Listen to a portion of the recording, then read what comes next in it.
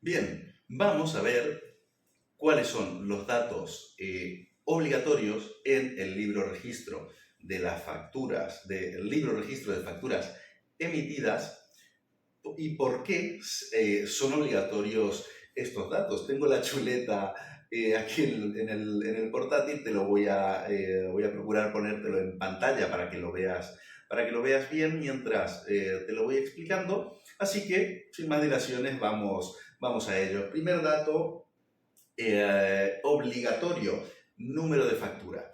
¿Y número de factura por qué? ¿Y por qué es relevante el número de factura? Porque debemos tener en cuenta que nuestra facturación ha de ir ordenada numérica y cronológicamente. ¿Qué te quiero decir con esto? Es decir, nuestra factura ha de llevar un número, la número 1, la número 2, la número 3 y también se ha de poner la fecha. Para ponerte un ejemplo muy tonto, la factura número 15 no puede estar, fechada a 1 de enero si la número 3 está fechada a 17 de febrero. No tiene ningún sentido, hay que mantener un orden, es decir, si por ejemplo hacemos una factura al mes, la número 1 será la de enero, la número 2 la de febrero, la número 3 la de marzo, etcétera, etcétera.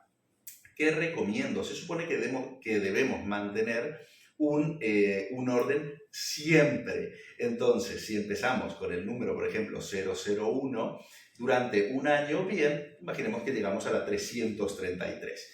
Saltamos al año siguiente y seguimos con la 334. Esto es perfectamente válido, se puede hacer, pero os encontraréis en algún momento donde diréis por la factura 5 millones no sé cuántos. Y que recomiendo yo aplicar siempre un número de serie y que el número de serie sea el año en vigor, porque así es más fácil también buscar las facturas, identificarlas y demás. Por ejemplo, la primera de este año, 2023, barra 001, 2023-002, y cuando empiece el 2024 vuelves a empezar 2024-001, 2024-002. A mí, personalmente, me parece una manera un poquito más ordenada de llevar el orden numérico de las facturas, pero cada quien es libre de gestionarlo como más o menos considere, siempre y cuando se respete el orden numérico de las facturas en relación con la fecha de la misma. Segundo dato obligatorio, la fecha, por el motivo que te he explicado justo hace un momento, para mantener este orden en correlación con el orden numérico, digamos, de las facturas. Siguiente dato obligatorio, el cliente. Tenemos que identificar al cliente a quien le hemos emitido esa factura. ¿Y cómo lo identificamos? Pues en la pestaña, por decirlo de alguna manera, de cliente, pues pondremos su nombre o su denominación social, digamos, si es una empresa.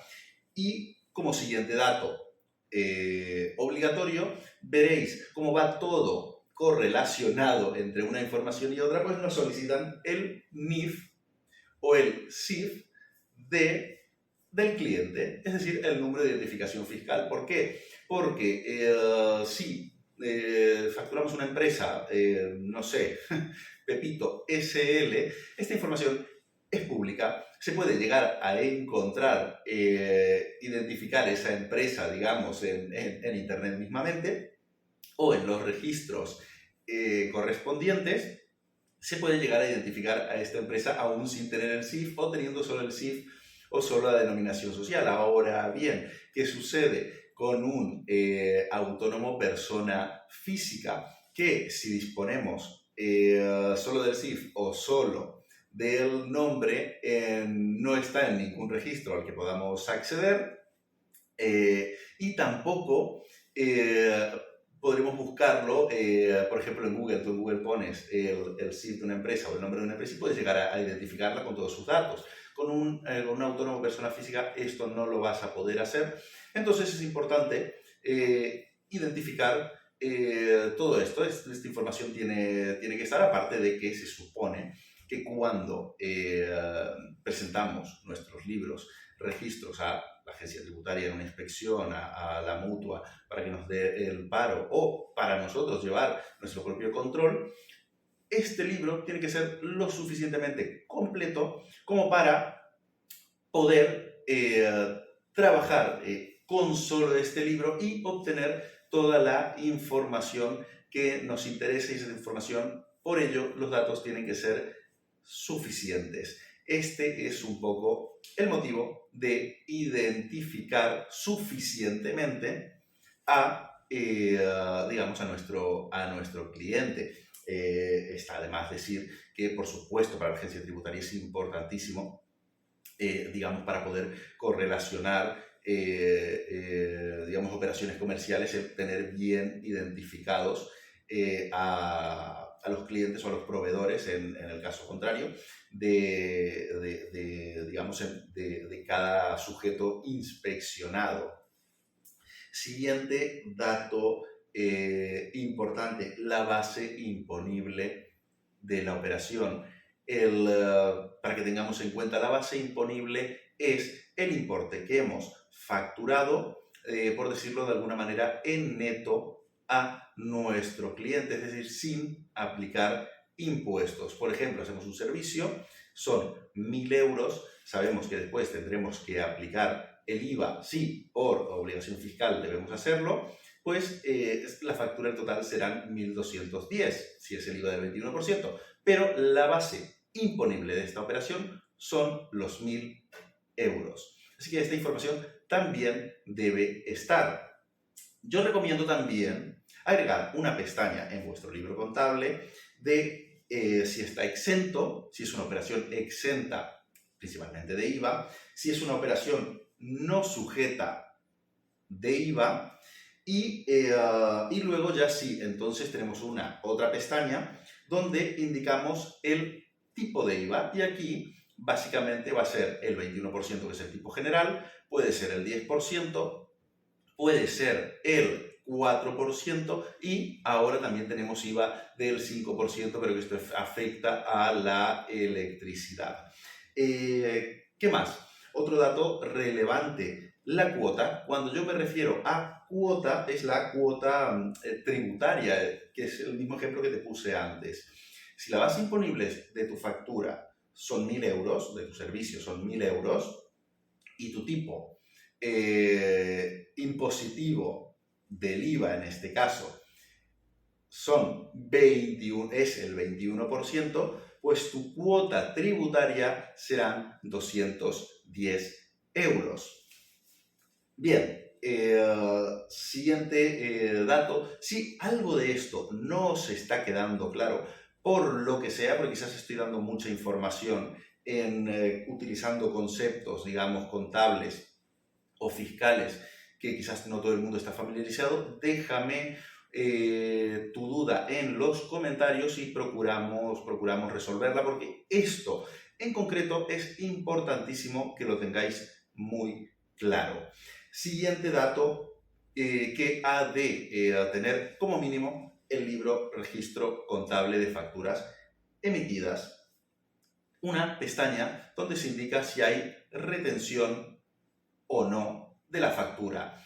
No es obligatorio, digamos, si tu factura o tu facturación no estás obligado contablemente a aplicar retención en tus facturas, pero yo lo pongo un poco por defecto, digamos, para que si lo tienes, ya sabes que lo tienes que marcar, y si no lo tienes, pues no pones ninguna cantidad en este apartado aquí.